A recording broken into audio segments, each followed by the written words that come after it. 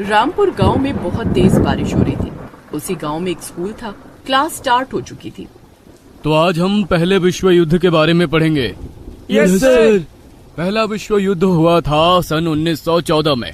इससे पहले कि महेश आगे कुछ पढ़ा पाता, एक स्टूडेंट बहुत लेट आया। मैं आई कम इन सर? रोहन को देखते ही महेश आग बबूला हो उठा। उसने रोहन से कहा, आइए आइए महाराज, ये स्कूल तो आपके पिताजी का है। जब आपका मन करे तब आ जाइए, मुझसे परमिशन लेने की क्या जरूरत है। सॉरी सर, बाहर बारिश बहुत तेज हो रही है।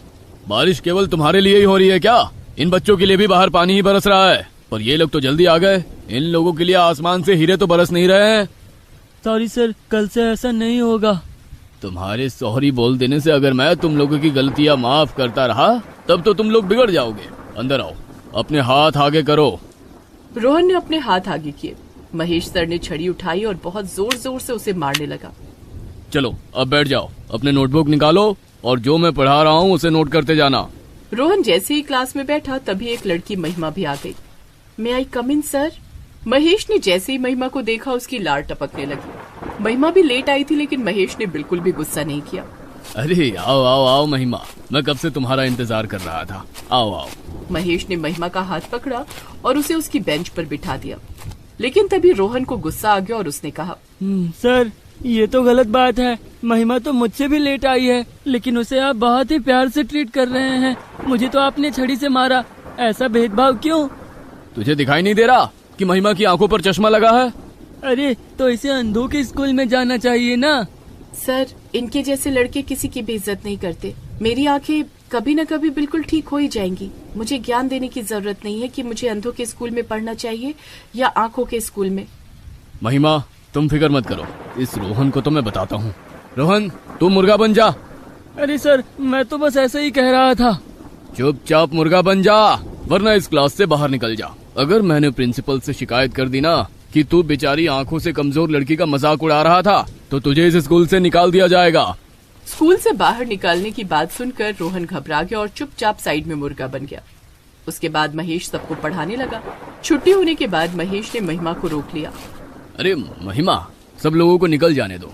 बाहर बहुत तेज बारिश हो रही है और तुम्हारी आंखों में भी प्रॉब्लम है, इसलिए मैं तुम्हें घर छोड़ दूंगा अपनी बाइक पर। अरे नहीं सर, मैं कोई कमजोर लड़की नहीं हूँ। मैं खुद चली जाऊंगी धीरे धीरे। वैसे भी मेरा घर यहाँ से ज्यादा दूर नहीं है। महेश ने महिमा का हाथ पकड़ा और उससे कहा, महिमा तुम जानती हो, इस पूरे स्कूल में मुझे सबसे ज्यादा तुम्हारी फिक्र रहती है। पता नहीं इतनी खूबसूरत लड़की को ऊपर वाले ने इतनी परेशानी क्यों दे दी। अरे तुम्हारी जगह इस स्कूल में इतने सारे बच्चे हैं, किसी दूसरे की आंख खराब कर देता। तुम्हारी आंख खराब करने की क्या जरूरत थी? सर ये आप क्या बोल रहे हैं? आखिर वो तो इंसान ही है ना। मेरा हाथ छोड़ दीजिए, मुझे जाने दीजिए। महिमा ने अपना हाथ छुड़ाया और वहाँ से चला गया। ये सब कुछ रोहन और उसके दोस्त देख रहे थे। रास्ते में रोहन अपने दोस्तों से बात कर रहा था। यार मुझे इस टीचर पर बहुत गुस्सा आता है। बुढ़ा हो गया है लेकिन इसका खूसटपन अभी तक नहीं गया। उस बेचारी को कम दिखाई देता है। इस बात का फायदा उठाकर जब देखो तब कभी उसका हाथ पकड़ लेता है तो कभी जबरदस्ती उसे अपनी बाइक पर बिठाकर घर छोड़ने की जिद करने लगता है। अरे तू छोड़ना यार रोहन, अगर तू ज्यादा बोलेगा तो बुढ़ा हमें फिर से मुर्गा बना देगा।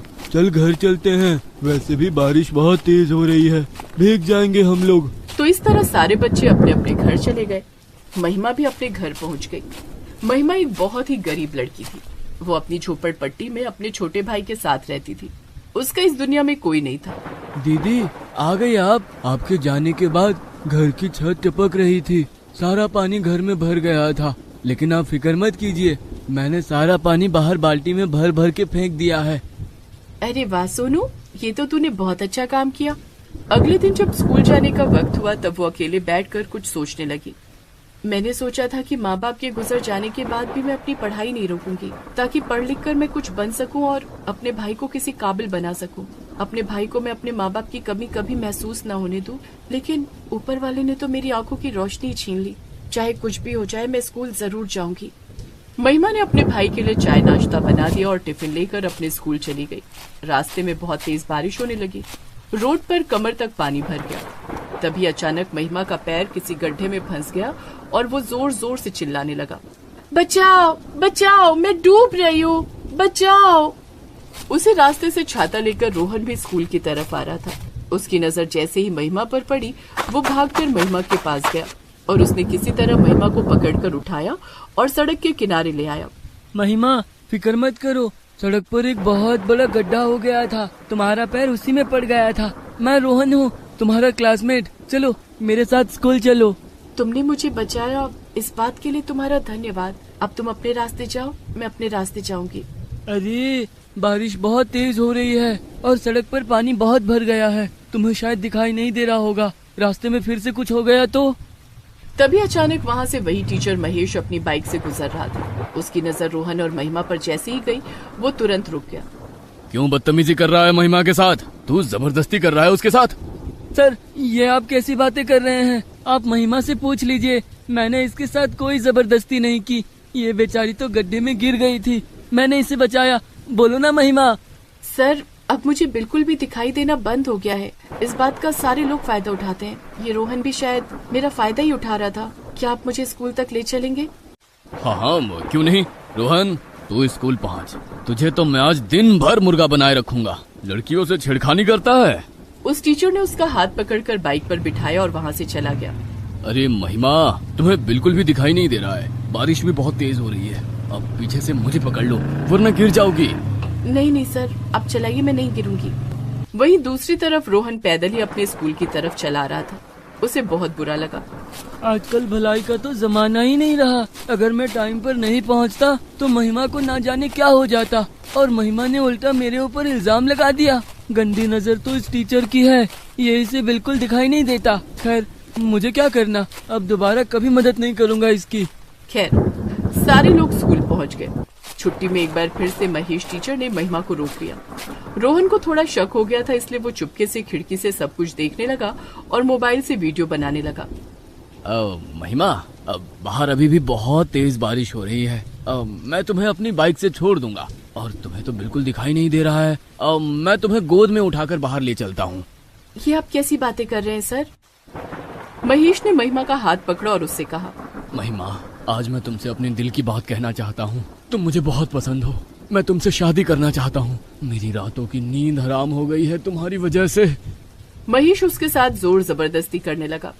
महिमा उससे बार बार अब खुद को छुड़ाने की कोशिश कर रही थी, लेकिन वो छोड़ ही नहीं रहा था।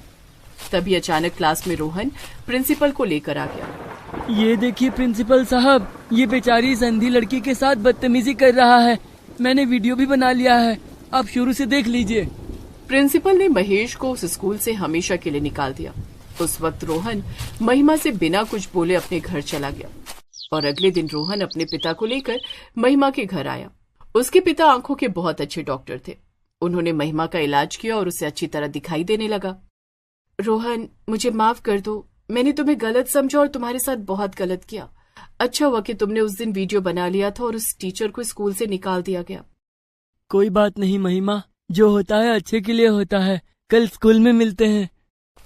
तो इस तरह से पढ़ लिख कर महिमा भी एक आंखों की डॉक्टर बन गई और उसकी शादी रोहन के साथ हो गई और वो दोनों खुशी खुशी रहने लगे।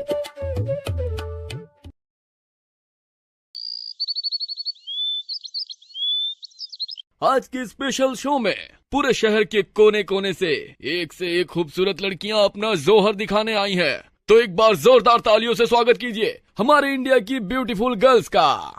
आदित्य की एक बहुत बड़ी शैम्पू की कंपनी थी। अपने ब्रांड के लिए वो किसी नई मॉडल की तलाश में था। बहुत सारी लड़कियां अपने बालों को दिखाते हुए रैंप वॉक करने लगी। क्या बात है, सभी लड़कियों के बाल एक से बढ़कर एक हैं। कंट्रोल रूम के अंदर बैठा आदित्य सभी लड़कियों की कैट वॉक और उनके बाल देख रहा था। वाह वाह, उस लाल ड्रेस वाली के बाल सबसे खूबसूरत है। इतने लंबे और चमकते हुए बाल हमारे शैम्पू के ऐड के लिए बहुत अच्छे रहेंगे। जैसे ही पूरे शहर भर में इस लड़की के बैनर और पोस्टर लगेंगे, शैम्पू खरीदने के लिए लोगों की लाइन लग जाएगी सर। उस लाल ड्रेस वाली लड़की का नाम ऐश्वर्या था। टीम की तरफ से टॉप 5 में उसका सिलेक्शन हो गया और शो खत्म करके ऐश्वर्या वापस अपने घर आ गई, जहां पर वो एक नौकरानी थी। माँ जी, बाबूजी, जिस एड शूट के लिए मैं ऑडिशन देने गई थी उसके लिए टॉप 5 में मेरा सिलेक्शन हो गया है। लेकिन तेरे साथ सिमरन भी तो गई थी ना, उसका क्या हुआ? थोड़ी देर बाद सिमरन अपना मुंह लटकाकर घर वापस आ गई। माँ, मैंने बहुत मेहनत की थी लेकिन मुझे रिजेक्ट कर दिया गया। अरे कोई बात नहीं सिमरन जी, आपकी पर्सनैलिटी तो मुझसे भी ज्यादा अच्छी है, इसलिए हो सकता है किसी फैंसी ड्रेस कंपटीशन में आप जीत जाएं। रहने दे ऐश्वर्या, तू सिमरन का दर्द नहीं समझ सकती। तू मत भूल कि तू इस घर की नौकरानी है। अरे भाग्यवान, तुम हर बार ऐश्वर्या बेटी को क्यों ताने मारा करती हो? वो तो हमेशा ही सिमरन को अपनी सगी बहन से भी बढ़कर मानती है। सिमरन और उसकी माँ मुंह बनाकर अपने कमरे में चली गई। इधर रमेश ने ऐश्वर्या को खूब शाबाशी दी। ऐश्वर्या बेटा, तुम बहुत तरक्की करोगी, क्योंकि तुम दिल से बहुत अच्छी हो। हमारा घर और अपनी पढ़ाई दोनों संभालती हो तुम। आप लोग बहुत अच्छे हैं। एक अनाथ नौकरानी को अपने घर नौकरी दी और रहने के लिए घर भी। अगर आप नौकरी नहीं देते तो मैं अपनी आगे की पढ़ाई नहीं कर पाती। 5 दिन बाद फाइनल कंपटीशन होने वाला था, इसलिए ऐश्वर्या हर रोज अपने बालों की देखभाल करने लगी थी। जैसे ही ऐश्वर्या नहा धोकर अपने घने और लंबे बालों के साथ हॉल में आई, वैसे ही उसके दरवाजे पर बहुत सारे लोगों ने एक साथ दस्तक दी। मेरा मुंह क्या देख रही है, जल्दी दरवाजा खोल। ऐश्वर्या ने जैसे ही घर का दरवाजा खोला, बाहर बहुत सारे मीडिया वाले थे। मैडम, सूत्रों के अकॉर्डिंग आप ही वो शो जीतने वाली हो। बालों के लिए कोई टिप्स दे सकती हैं आप? बालों को कैसे सुरक्षित रखना है ये सबको पता है, लेकिन जो सबसे इम्पोर्टेंट चीज है वो ये है कि हमें ज्यादा स्ट्रेस नहीं लेना चाहिए, वरना हमारे बाल झड़ने लगेंगे और उनमें रूखापन भी आ जाएगा। तो दोस्तों, जैसा आप देख सकते हैं कि मैं इस समय मिस ऐश्वर्या के घर पर पहुंच चुकी हूं। अभी अभी वो अपने बाल धुलकर बाहर निकली हैं। हमें पूरी उम्मीद है कि 5 दिन बाद हम सब फिर से ऐश्वर्या जी के घर आएंगे और इन्हें जीत की बधाई देंगे।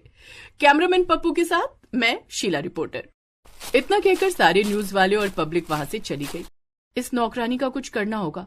एक नौकरानी होकर इतनी बड़ी बड़ी बातें करने लगी जैसे कोई बहुत बड़ी फिल्म स्टार हो। इस नौकरानी का एक इलाज है मेरे पास, ये पकड़। तुझे इतना करना है कि किसी तरह ऐश्वर्या के शैम्पू की बोतल में ये वाला शैम्पू भर देना, और उसके बाद जो कमाल होगा वो तू खुद देख लेना। सिमरन ऐश्वर्या के पास आई और उसने उससे कहा, ऐश्वर्या, अब तो तू नौकरानी से स्टार बनने वाली है, तो कम से कम जब तक तू स्टार नहीं है अपने हाथों की मस्त कॉफी पिला दे प्लीज। हाँ, बिल्कुल सिमरन जी, क्यों नहीं। ऐश्वर्या किचन में कॉफी बनाने चली गई, जिस बात का फायदा उठाकर सिमरन चुपके से उसके कमरे में गई और उसके शैम्पू की बोतल में माँ के द्वारा दिया हुआ शैम्पू डाल दिया। काम तमाम करके सिमरन फिर से हॉल में आ गई। ये लीजिए सिमरन जी, ये रही आपकी कॉफी। थैंक यू ऐश्वर्या, कल के बाद तू कभी मॉडल नहीं बन पाएगी। अगली सुबह ऐश्वर्या बाथरूम में नहाने के लिए गई। कल स्कूल नहीं जा पाई, जल्दी से नहा लूं, फिर सभी के लिए खाना बनाकर स्कूल चली जाऊंगी। उसने अपना वही शैम्पू अपने बालों में लगाया, लेकिन ये क्या, वो शैम्पू लगाते ही ऐश्वर्या के सारे बाल उसके हाथों में आ गए और वो टकली हो गई। अरे ये क्या हो गया, मेरे बाल कहाँ गायब हो गए। 2 दिन बाद फाइनल राउंड होने वाला है। ऐश्वर्या नहाकर बाहर आई और उसने सारी बात मालकिन को बताई। रमेश जी बहुत परेशान हो गए, लेकिन सिमरन और उसकी माँ मन ही मन बहुत खुश हो रहे थे। 2 दिन बाद उस प्रोडक्ट के लिए उन 5 मॉडल को आदित्य सर के ऑफिस बुलाया गया, लेकिन वहां पर सिर्फ 4 लड़कियां ही पहुंची। ऐश्वर्या नहीं गई थी। अरे विक्की, हमारी टीम ने 5 कंटेस्टेंट सेलेक्ट किए थे ना, एक कहाँ है? पता नहीं सर, ना ही उनका फोन लग रहा है और ना ही वो अभी तक आई हैं। आदित्य को तो ऐश्वर्या ही पसंद आई थी, इसलिए उसे किसी भी कीमत पर ऐश्वर्या ही चाहिए थी अपनी ब्रांड के लिए। आदित्य ने अपनी टीम को ऐश्वर्या के घर भेजा। अरे ऐश्वर्या मैडम, आज आपका फाइनल राउंड है, आप आए नहीं। आदित्य सर आपका इंतजार कर रहे हैं, जल्दी चलिए। और आपने सर क्यों ढक रखा है? कितने खूबसूरत बाल हैं आपके, खोल कर रखिए। ऐश्वर्या ने बिना कुछ बोले अपने सर से कपड़ा हटा दिया। अरे मैडम, ये क्या कर डाला आपने? आपको पता है टॉप 5 लोगों में से सर को सिर्फ आप ही पसंद आई थी, और सर आज आपको ही फाइनल करने वाले थे। कल से ब्रांड की शूटिंग स्टार्ट होने वाली थी, ये आपने अच्छा नहीं किया।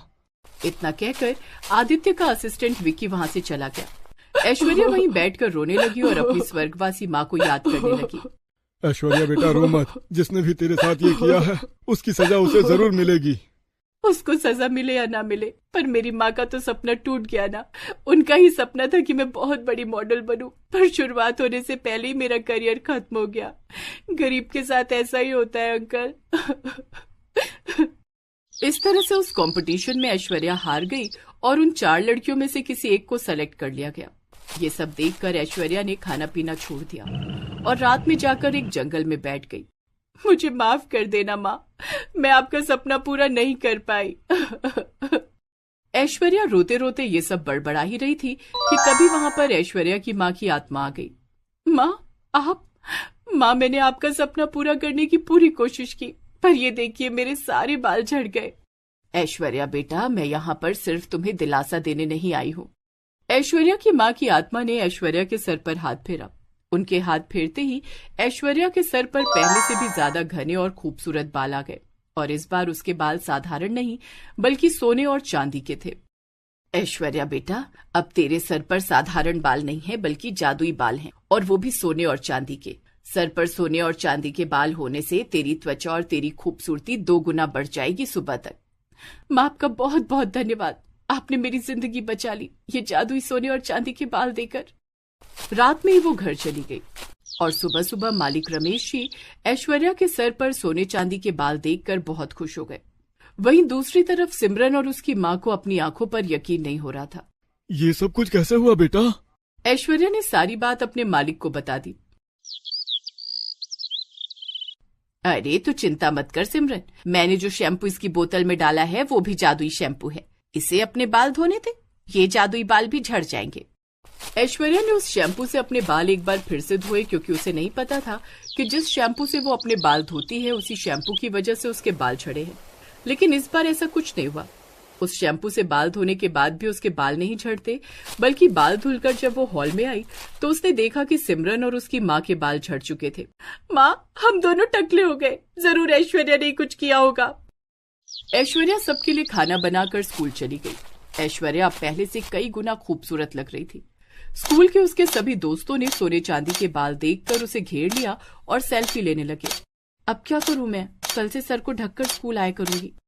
जैसे ही ऐश्वर्या घर पहुंची वैसे ही सिमरन और उसकी माँ ने उसे काम से और घर से निकाल दिया। आज पहली बार लग रहा है कि मैं एक गरीब और अनाथ हूँ। अब मैं कहाँ जाऊँ भगवान। तभी एक मर्सिडीज कार ऐश्वर्या के सामने रुकी। मैडम, आप तो कमाल है, क्या चमक है आपके चेहरे पर। मुझे परेशान मत कीजिए, मैं पहले से परेशान हूँ। देखिए, मैं आपको जानता हूँ, एक शैम्पू के ऐड के लिए आप विनर थी, पर आप आई नहीं। मैं कोई मॉडल नहीं हूँ, एक गरीब अनाथ नौकरानी का काम करती हूँ। अब तो रहने को घर भी नहीं है। आप मेरे साथ चलो, आपको कंपनी की तरफ से एक शानदार फ्लैट मिलेगा। आप मेरी परमानेंट मॉडल बनोगी। ऐश्वर्या ने उसकी बात मान ली और वो कुछ ही सालों में पूरे देश की एक जानी मानी मॉडल बन गई। सब उसे ही अपने ब्रांड के लिए साइन करने लगे, फिर चाहे प्रोडक्ट कोई भी हो, क्योंकि उसके सोने चांदी के बाल यूनिक थे जो किसी और के पास नहीं थे। और इस तरह से वो खुशी खुशी रहने लगी।